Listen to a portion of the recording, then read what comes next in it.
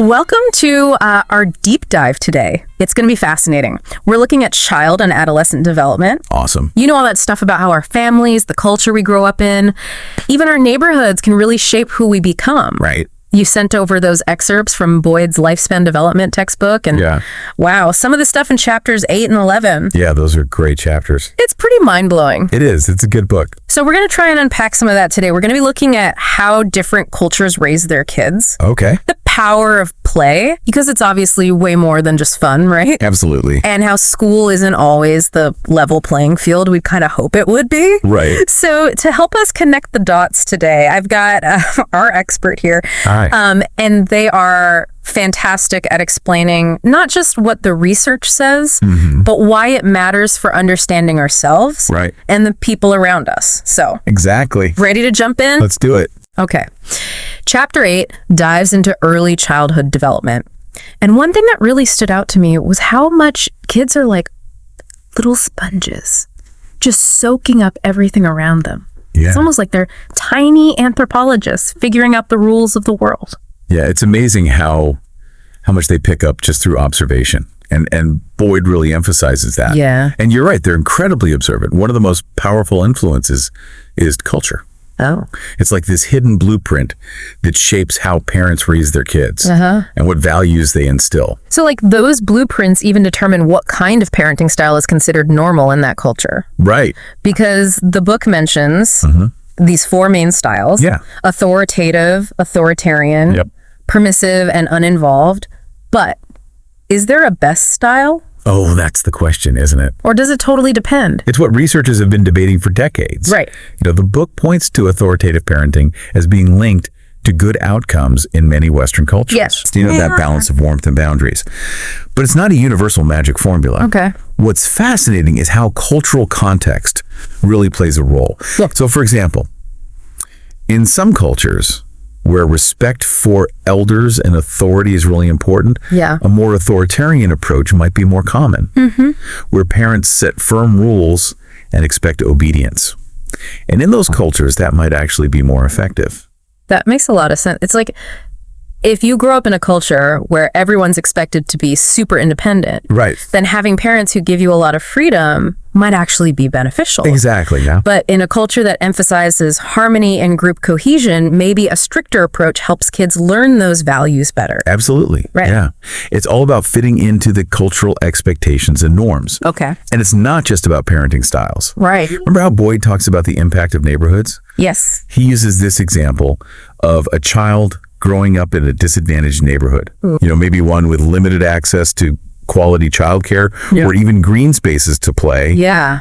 Those factors can actually impact their emotional and cognitive development. That's heartbreaking, but also eye-opening. It makes you realize how much we take for granted. Absolutely. Like just having a safe park to play in or access to good preschools. Right. And it's not about blaming parents or communities. Right. It's about understanding the systemic issues.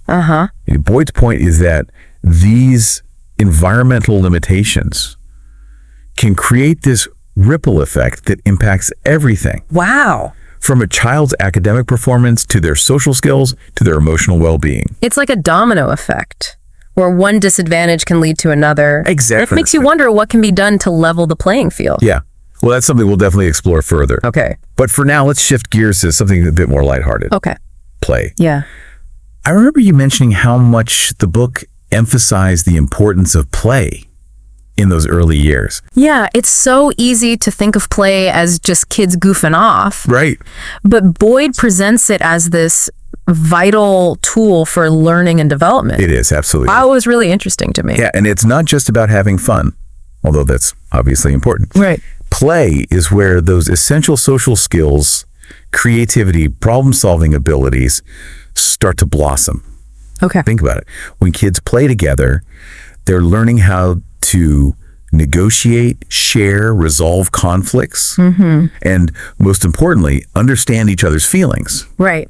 Which is the foundation of empathy. You know, it makes me think back to my own childhood. I remember spending hours building forts with my friends. Oh, yeah. And we had to figure out how to work together, share the best materials, and deal with those inevitable squabbles over who got to be the king of the fort. Every time, yeah. And looking back, it was like this crash course in social skills and teamwork. Absolutely. Disguised as fun. Yeah, and Boyd's research actually backs that up. He found that children who engage in regular pretend play tend to have stronger social skills, are better at regulating their emotions, and are even more creative in their problem solving. It's almost like play is their first real-world training ground for all those essential life skills. It really is. And it makes you wonder, how can we as adults create more opportunities for kids to just play and explore? Because it feels like sometimes childhood is becoming so structured and overscheduled. It does, doesn't it? There's not much time left for free play anymore. That's a great point, and something we should definitely dive into later. Okay. But for now, let's move on to the next chapter of our journey. All right. Adolescence. Okay. Ready to tackle the teenage years. Bring it on! Though, I have a feeling this is where things get a little more complicated. You could say that? Yeah. Buckle up, because chapter 11 takes us on a wild ride through the ups and downs of those teenage years. As Boyd puts it, it's a time marked by significant changes in social roles, self-identity, and emotional regulation. Oh, boy. And one of the biggest shifts is the growing influence of, you guessed it, peers. Oh, yeah. Peer pressure. Peer pressure. I remember that well. Yeah, me too. Okay, peer pressure. It's like the ultimate double-edged sword, right? Oh, yeah. On the one hand, you've got teens motivating each other to do well in school or try new things. Right. But on the other hand, there's all that risky behavior Boyd talks about. Yeah. The stuff that makes parents everywhere lose sleep. Right. Did you ever feel that pressure to fit in when you were a teenager? Oh, absolutely. It's almost a universal experience. Right. Remember that time you told us about trying to impress your older brother's friends? Oh, yeah. By skateboarding down that crazy hill? Yeah, that was a bad idea. Boyd's research shows that teens are wired to seek that validation from their peers. It's all part of figuring out who they are and where they belong in that social hierarchy. That's so true. And speaking of belonging, Boyd makes this point about schools being much more than just places to learn academics. Yeah. He talks about them as crucial social spaces. Right. These mini societies where kids are constantly interacting, figuring out how to navigate relationships.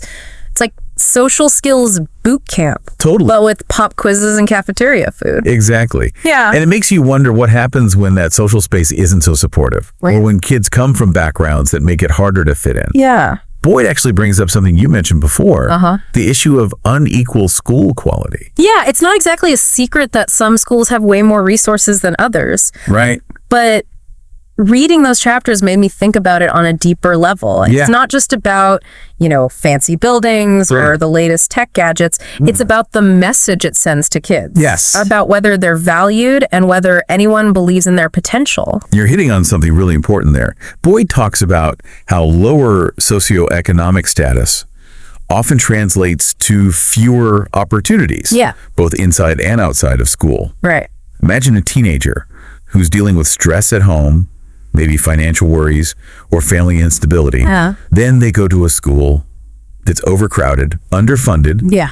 and maybe doesn't even have enough textbooks to go around. Right. It's like they're facing an uphill battle from the start. It's almost like the system itself is setting some kids up to fail, even before they've had a chance to prove themselves. Right. That's really disheartening. It is. Yeah. But Boyd doesn't just leave us with this sense of doom and gloom. Okay. He also talks about the importance of resilience. Right. How some kids manage to thrive even in the face of incredible adversity. And one of the factors he points to is having strong support systems. Yeah. Whether that's family teachers or mentors. I'm so glad you brought that up. Remember how much emphasis Boyd puts on mentoring programs? Oh, yeah. As a way to help teens? Absolutely. Especially those from disadvantaged backgrounds. It can make a huge difference. It seems like having that one-on-one connection with a caring adult can be life-changing. Totally. Think of it like having a personal guide through the often treacherous terrain of adolescence. Yeah. A mentor can be a role model, a confidant, a sounding board for ideas. Right. Someone who helps teens see their own strengths and potential, even when they're struggling to see it themselves. It's like having someone in your corner who believes in you no matter what. Exactly. And Boyd suggests that mentoring can be especially beneficial for teens who might not have that kind of unwavering support at home or in their communities. Right. It's like filling in the gaps. Yeah. Providing that extra dose of encouragement and guidance when it's needed most. And it's not just about providing emotional support either. Right. A good mentor can help teens navigate practical challenges like applying to college or searching for jobs. They can open doors to new opportunities. And help teens build the skills and confidence they need to succeed in life. You know, it makes me think about how we often talk about the importance of grit and resilience in education. Yeah. But reading Boyd's work made me realize that those qualities don't just magically appear.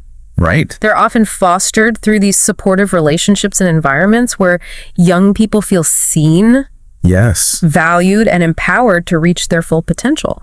That's a powerful insight. And it challenges us to think about how we can create those kinds of nurturing environments. Yeah. For all children and adolescents, regardless of their background or their circumstances, it's about recognizing that every young person deserves the chance to thrive.